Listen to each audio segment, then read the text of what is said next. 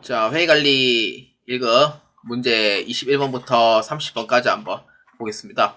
자, 회의관리 1급 문제 21번입니다. 다음 중 유형자산의 감가, 상가에 관한 설명으로 가장 올바르지 않은 것은 입니다. 자, 감가상각입니다. 유형자산이에요. 자, 1번입니다. 동일한 내용연수 하에서는 정률법에 따라 감가상각하였을 경우 정액법에 비하여 유형자산의 취득 초기에 당기순이니까 유형자산의 장부금액이 적게 표시된다. 그렇죠. 정률법은요, 초기에는 비용이 커요. 비용이 크고 점점 이제 중기나 후기로 가면 갈수록 비용이 이제 적어지는 거죠. 비용이 많아진다는 거는 장부상 금액이 내려간다는 뜻이 되고, 물론 이제 후기의 비용도 당연히 장부상 금액은 내려가요.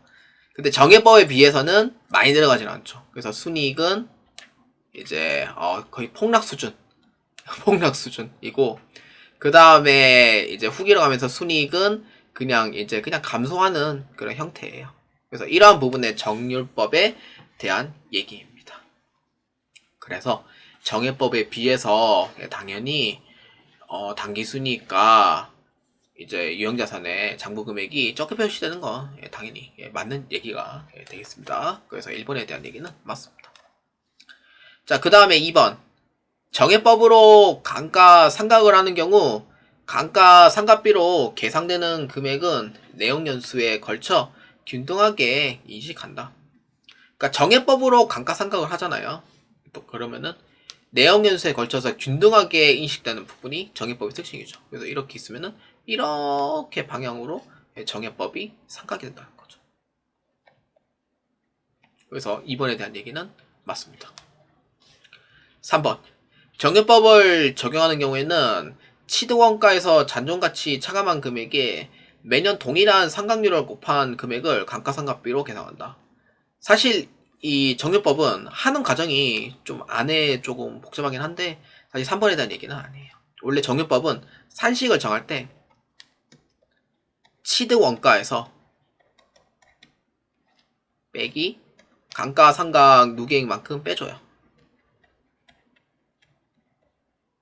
빼고 곱하기 정률만큼 곱해주면 돼요. 그래서 이게 이제 산식이고, 그러면은 이때 이 정률에 대한 부분은 이렇게 계산되는 거예요. 1 마이너스 누트로 해가지고 이제 누트 위에 이제 깔려 있는 게 내용 연수고, 그 다음에 이제 취득원가하고 취득원가 잔존가치 이렇게 해주면은 정률이 나와요. 근데 잔존가치는 취득금액의 5%까지는 인정을 해주기 때문에 그래서 대부분 5%로 많이 잡는 편이고, 그래서 정률의 산식은 이렇게 해서 결정이 된다라고 보시면 됩니다.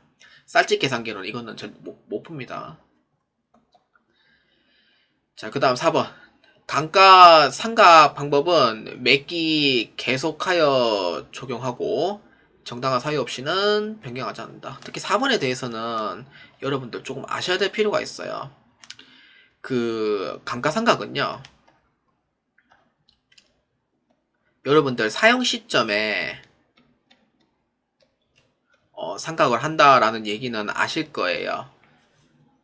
그 내용은 아실 내용이고, 그리고 여러분들 아시는 부분이 또 뭐 알아야 되는 부분이 뭐냐면은 중단이 가능하냐 여부를 봤을 때 중단이 안 됩니다. 이거는. 그러니까 휴업으로 인해서 기계가 쉬고 있다. 그 다음에 기계가 고장으로 인해서 쉬고 있다. 그래서 이건 중단이 안 돼요. 중단을 가능하냐고 했을 때는 중단이 안 되는 거고, 그 다음에 변경이 가능하냐 했을 때 변경은 가능하죠. 근데 그 감가상각 방법을 바꾸는 거는 회계 추정에 대한 변경이기 때문에 변경은 가능해요. 근데 사유는 당연히 있어야 되는 거죠. 그러니까 이렇게 해야 되는 사유가 뭐냐라고 했을 때 그 사유가 있어야지만 회계 추정의 변경이 가능한 부분이고 내용연수 변경도 가능한 부분이고, 그러니까 정당한 사유 없이는 변경을 하면 안 돼요. 그리고 매각 예정이다. 그러면은 감가상각 중단이 가능합니다. IFRS에서는 매각 예정 비유동 자산이 있어요. 그래서 매각 예정인 경우에는 감가상각 중단이 가능하다. 그래서 이거는 추가로 알아두시는 게 좋을 것 같아서 작성합니다. 그래서 이에 틀린 거 몇 번? 21번의 답은 3번으로 체크해 주시면 되겠습니다. 자, 회의관리 1급 문제 22번입니다. 다음은 주식회사 3일이 사용 중인 건물에 관한 정보입니다. 2021년도 결산 시 아래와 같은 사실이 추정되는 경우 주식회사 3일이 2021년에 유형자산 손상 차손으로 인식해야 할 금액을 계산하면 얼마인가? 입니다. 자, 치드 원가는 1억이고요. 2021년 말 감가상각 누계액은 4천만 원입니다. 그러면은 순장부 금액은 얼마냐면은 6천만 원이 됩니다. 이렇게 되고, 그 다음에 2021년도 말에 이 건물을 처분했을 때 순공정 가치와 사용 가치 중에, 그러니까 유형자산 손상 차손을 결정을 할 때 순공정 가치와 사용 가치 중에 큰 값을 정해줘야 돼요. 물론 이제 객관적인 손상의 사유가 있을 때 이제 순공정 가치와 사용 가치를 계산했을 때 이 정도겠구나 라고 생각을 한 거예요. 그래서 둘 중에 하나 큰 거 얼마냐면은 3,500만 원이 되는 거예요. 그래서 장부 금액에서 손상 추정인 만큼 빼주면 됩니다. 그래서 얼마냐면은 2,500만 원이더라 이렇게 보면 됩니다. 그렇기 때문에 정답 몇 번? 1번으로 체크해 주시면 되겠습니다. 자, 회의관리 1급 문제 23번입니다. 다음 중 무형자산에 관한 설명으로 가장 올바르지 않은 것은? 입니다. 자, 무형자산입니다. 자, 1번입니다. 무형자산이란 재화의 생산이나 용역의 제공, 타인에 대한 임대 또는 권리에 사용할 목적으로 기업이 보유하고 있으며, 그러니까 앞에 부분 맞죠? 물리적 형태가 없지만 식별 가능하고 기업이 통제하고 있으며 미래에 경제적 효익이 있는 비화폐성 자산을 말한다. 이 세 가지가 이 요건이 다 모두 다 충족이 돼야 돼요. 그래서 1번에 대한 얘기는 맞습니다. 자, 이거는 무형자산에 대한 설명이죠. 그 다음 2번. 무형자산이 식별 가능하다는 것은 그 자산의 기업 실체나 다른 자산으로부터 분리될 수 있거나 계약상 또는 법적 권리를 창출할 수 있는 경우에 말한다. 그렇죠. 식별 가능한 거는 내가 그 사용이 가능하냐 그거에 따른 부분을 의미를 하고 있습니다. 그래서 2번에 대한 얘기는 맞습니다. 자, 3번 통제입니다. 무형자산의 미래 경제적 효익을 확보할 수 있고 그 효익에 대한 제3자의 접근을 제한할 수 있는 것을 의미한다. 그러니까 독점에 대한 그러한 기간이 있기 때문에 그 독점 기간에 맞춰서 통제가 가능하다는 거죠. 그러니까 누구든지 쓸 수 없게 나만 쓸 수 있는 그러한 기능을 갖고 있는 게 통제입니다. 3번에 대한 얘기는 맞습니다. 4번에 틀렸습니다. 내부적으로 창출한 브랜드, 고객 목록은 무형자산으로 인식한다. 그러니까 내부적으로 창출한 영업권에 대한 설명입니다. 맞아요? 틀려요? 아니죠. 그래서 이거는 자, 무형자산의 신뢰성으로 볼 수가 없기 때문에 자, 내부적으로 창출한 영업권은 그만 신뢰성도 없고 측정도 안 돼요. 그렇기 때문에 무형자산으로 인식하지 못합니다. 그렇기 때문에 4번이 틀렸습니다. 그래서 이 올바르지 않은 거 몇 번? 4번으로 체크해 주시면 되겠습니다. 자, 회의관리 1급 문제 24번입니다. 다음 중 장기 금전대차 거래에서 발생한 장기 채무는 어떠한 금액으로 재무상태표에 공시해야 되냐? 장기 금전 대차 거래는 장기 차입금을 뜻합니다. 그러니까 이거는 이제 명목 금액하고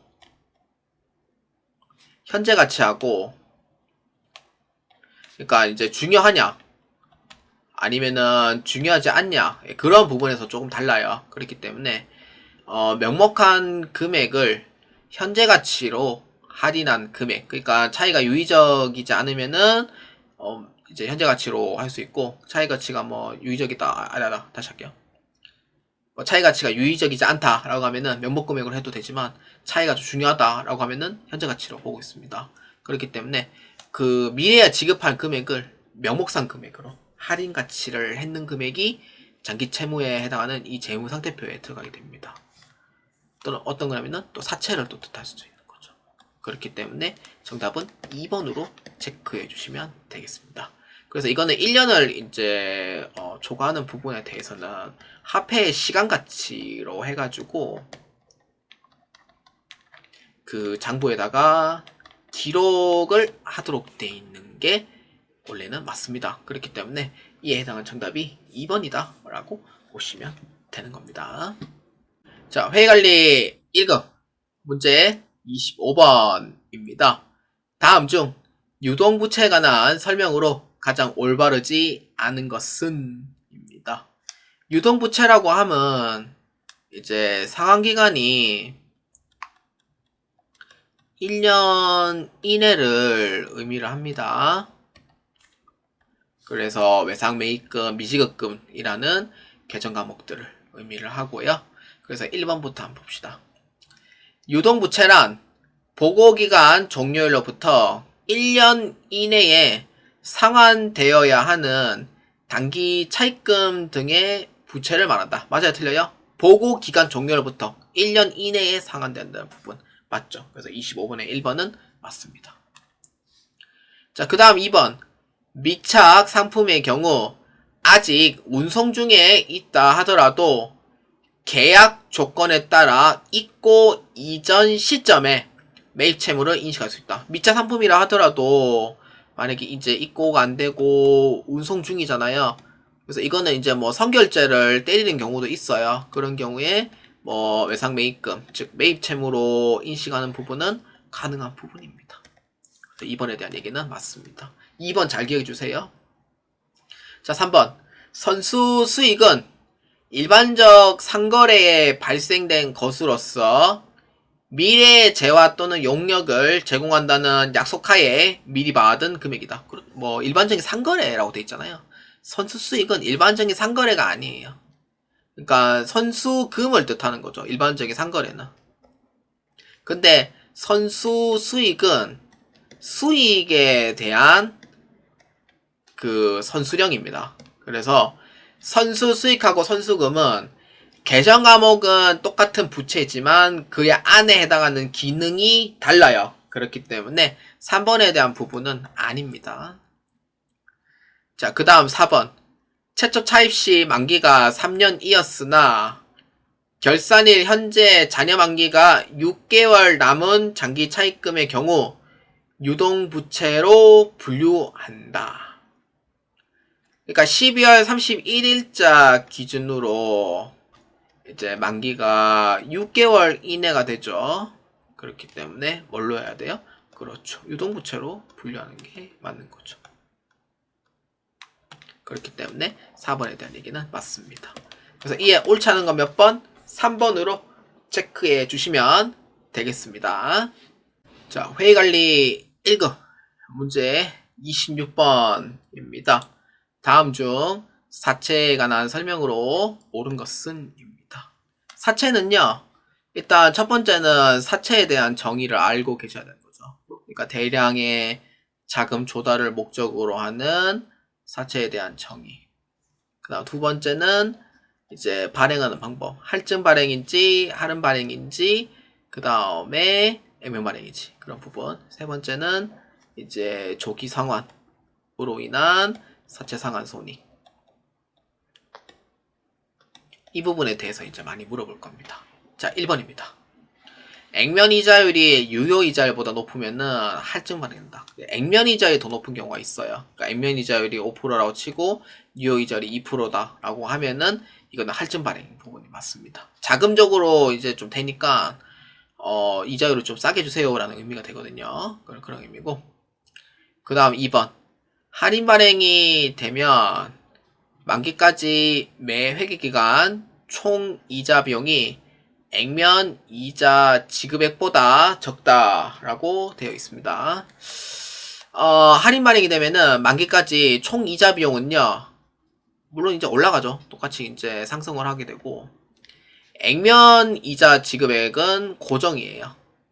그렇기 때문에 총 이자 비용은요, 유효이자율법에 의해서 처리를 하는 5%짜리랑 액면 이자율을 적용을 하는 2%로 비교했을 때, 사실 2%는 매 기간 고정이긴 하지만 유효이자율은요, 시간이 가면 갈수록 금액이 상승하게 돼요. 그렇기 때문에 유효이자율 금액이 더 클 수밖에 없습니다.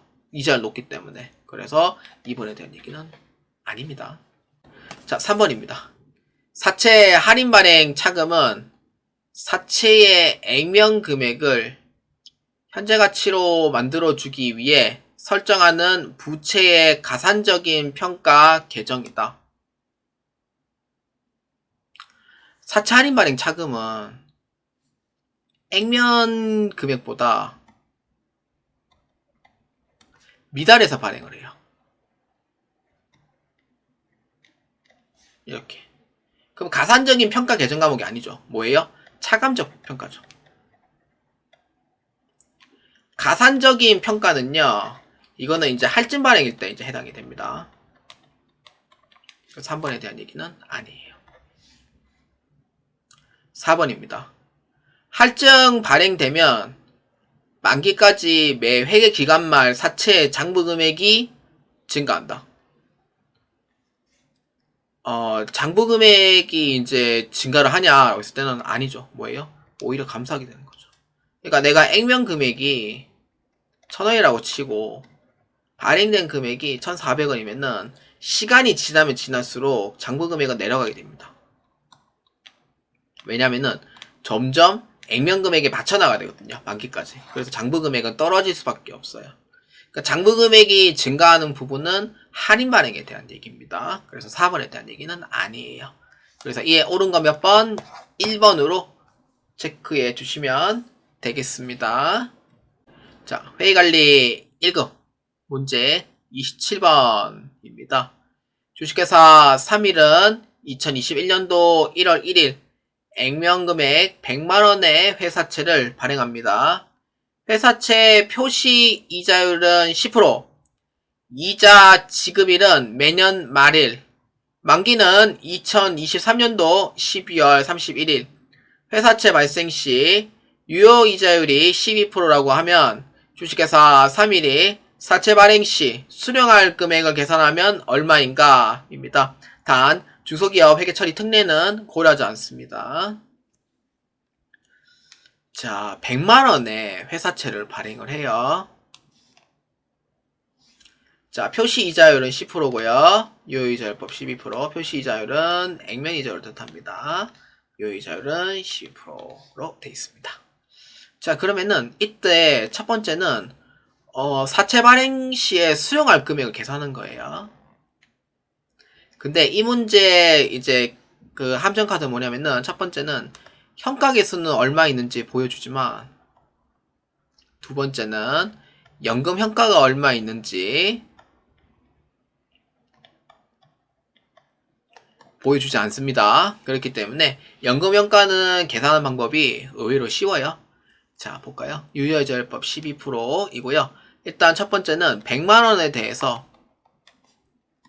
12%에 해당하는 현재 가치로 찾아줍니다. 그래서 얼마냐면은 0.71278입니다. 이렇게 해서 합니다. 얼마냐면은 71만 1,780원입니다. 그 다음에 두 번째 100만원에 대한 액면 이자율의 10% 해당하는 금액 얼마냐면은 10만원이 돼요. 그래서 10만원이 되면서 거기에 12%에 해당하는 연금 현가를 찾아주셔야 돼요. 선생님, 연금 현가는 문제 제시 안 돼 있는데 이거 어떻게 알아야 돼요? 라고 물어보잖아요. 자, 이 문제는 지금 표시이자율이 10%고 유효이자율법 12%이기 때문에 3번하고 4번은 정답이 될 수가 없습니다. 할인 발행에 대한 문제고요. 951, 963, 966, 159인데 그러면 답은 1번 아니면은 2번이 돼요. 선생님, 그러면은 연금 현재 가치는 어떻게 찾아야 돼요? 라고 물어보잖아요. 이 문제를 알려면은 2023년도 4회차 거 있죠? 회의관리 1급 문제 27번 문제인가? 28번 문제인가? 예, 보면 됩니다. 그러면 연금평가를 어떻게 계산하는지 설명이 돼 있어요. 그래서 연금평가는요, 이렇게 계산해 주면 돼요. 1년치 금액 얼마예요? 0.89286 플러스 2년차 얼마예요? 0.79719 그 다음 플러스 3년차 얼마예요? 0.71178 이게 연금평가예요. 2.40183입니다. 뭐 외우고 있으면 뭐 좋고 이렇게 돼요. 2.40183 이게 연금평가예요. 이 세 개를 더한 게.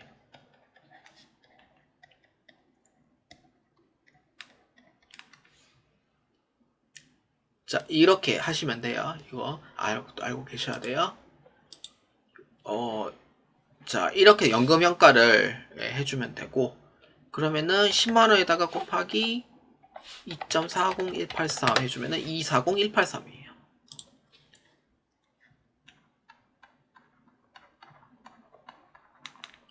이렇게 돼요. 그러면은 현재 가치 금액에 더해주면 되죠. 얼마? 951963입니다. 그래서 이에 대한 정답 몇 번? 발행시 답은 1번으로 체크해 주시면 되겠습니다. 그래서 연금평가가 없더라도 하는 방법을 꼭 잘 기억해 주시길 바랍니다. 그래서 답은 1번이에요. 자, 회의관리 1급 문제 28번입니다. 다음 중 충당부채에 관한 설명으로 가장 올바르지 않은 것은 입니다. 자, 충당부채. 자, 1번입니다. 충당부채로 인식하는 금액은 현재 의무의 이행에 소요되는 지출에 대한 보고기간 종료일 현재 최선의 추정치이어야 한다. 맞아요? 틀려요? 최선 추정치. 맞는 거죠. 충당부채는 그 추정에 의해서 계산이 되기 때문에 최선의 추정치다 라고 해줘야지 맞는 표현이 돼요. 그 다음 2번 최선의 추정치는 보고기간 종료일 현재 의무를 직접 이행하거나 이해관계가 없는 제3자에게 이전시키는 경우 지급하여야 하는 금액입니다. 뭐 이제 현재 시점 의무를 직접 이행을 해요. 그렇죠. 이게 의무니까 이제 부채성 계정 항목이니까 의무를 직접 이행을 하고 이해관계가 없는 제3자에게 이전시키는 경우 지급해야 되는 금액이다. 사실 28번에 대한 2번은 맞다 이렇게 이제 보시면 됩니다. 직원이죠. 이해관계가 없는 제3자는 직원을 뜻하죠. 그럼 3번 충당부채의 명목금액과 현재 가치의 차이가 중요한 경우 의무로 이행하여 예상되는 지출액은 현재 가치를 평가한다. 그러니까 차이가 중요한 경우에는 현재 가치고 차이가 안 중요하다 라고 하면은 면목 가치로 그냥 잡아주면 돼요. 그래서 한 번에 대한 얘기가 맞습니다. 4번 충당부채를 발생시킨 사건과 밀접하게 관련된 자산의 처분이익이 예상되는 경우 당해 처분이익을 고려하여 충당부채 금액을 측정한다. 이거는 몇 번 얘기는 했지만 그 충당부채는 돈이 나갈 거에 대한 추정치예요. 이거를 설정을 하는 거지. 처분 손익에 대한 부분은 돈이 나가거나 받거나 이런 부분에 돈 받는 사항이잖아요. 그러니까 처분 손익이 봤을 때 추정치는 이 정도인 것 같습니다 라고 하는 부분은 충당부채하고 아무 얘기가 안 맞아요. 그렇기 때문에 4번은 아닙니다. 그래서 이에 옳지 않은 거 몇 번? 4번으로 체크해 주시면 되겠습니다. 자, 회의관리 1급 문제 29번입니다. 다음은 주식회사 3일의 퇴직급에 관한 정보입니다. 2022년 3일이 손익계산서상 비용으로 인식할 퇴직급여액 계산하면 얼마인가? 입니다. 자, 이거는 이제 퇴직급여 계산이고 여기서 중요한 부분은 그 기준의 현금 지급대 퇴직금은 2021년도에는 아무 관계가 없어요. 그리고 기말 현재 퇴직급의 충당금을 2021년을 2022년 1월 1일로 변경해주면 돼요. 그럼 기초금액이 되는 거죠. 그럼 2022년도는 2022년 12월 31일에 해당하는 금액이더라. 이렇게 보면 돼요. 그러면은 기초구보는 45,000원이고 그 다음에 그 중에 지급하는 금액은 얼마냐면은 이걸로 보면 되는 거죠. 기존 지급한 금액. 2022년 중에 준 거니까. 그 요 위에 거 기말 현재는 2022년 12월 31일이라고 제가 얘기를 했고요. 그래서 얼마냐면은 15,000원 이렇게 돼요. 3만원 이렇게 돼요. 그러면 12월 31일자 금액은 3만원이 남는 거예요. 그러니까 나는 설정을 얼마 설정한 거예요? 6만원까지만 설정하면 돼요. 그러니까 적립은 얼마까지? 6만원까지만 적립하면 돼요. 이해되시죠? 그러면은 얼마만큼 더 보충하면 돼요? 3만원만큼만 더 보충하면 돼요. 그래서 29번에다 몇 번이에요? 2번으로 체크해 주시면 되겠습니다. 자, 회계관리 1급 문제 30번입니다. 다음 중 법인세 회계에 관한 설명으로 가장 옳은 것은 입니다. 자, 법인세 회계. 자, 1번. 이연법인세 자산의 실현 가능성은 보고기간 종료일마다 재검토해야 한다. 보고기간 종료일마다 재검토를 해야 한다. 이연법인세 자산은 아시다시피 차감한 일시적 차이인 거고요. 보고기간마다 재검토돼야 할 부분은 맞는 얘기가 되겠습니다. 그러니까 유보 발생에 대해서 이제 봤을 때 유보 감소 부른 부분에 이제 반대의 조정이 있는가 또 재검토해야 되는 거 맞는 거죠. 그 다음에 2번 가산할 일시적 차이에 대한 이연법인세 부채에 대해서도 실현 가능성이 검토돼야 한다. 이연법인세 부채는 굳이 실현 가능성까지는 검토해야 될 필요는 없습니다. 그 다음 3번 이연법인세는 일시적 차이가 발생할 때 자산과 부채로 인식하는 것이므로 발생 시기에 법인세율을 적용하여 측정해야 한다. 일시적 차이가 발생을 했죠. 유보 발생이죠. 말 그대로. 그래서 자산과 부채로 인식을 하는 거는 맞는데 발생 시기에 법인세율을 적용하여 측정하는 부분은 아니고 이제 이것저것 계산을 해가지고 이제 법인세율을 적용하는 방법이니 3번에 대한 얘기는 아닙니다. 4번 동일한 유동 및 비유동 구분 내에서 이연법인세 자산과 이연법인세 부채는 동일한 과세당국과 관련된 경우 총액으로 표시한다. 이거는 사실 굳이 총액으로 표시할 이유는 없는 거죠. 그래서 4번에 대한 얘기는 아닙니다. 그래서 법인세 회계에서 올바른 거 몇 번? 1번으로 체크해 주시면 되겠습니다.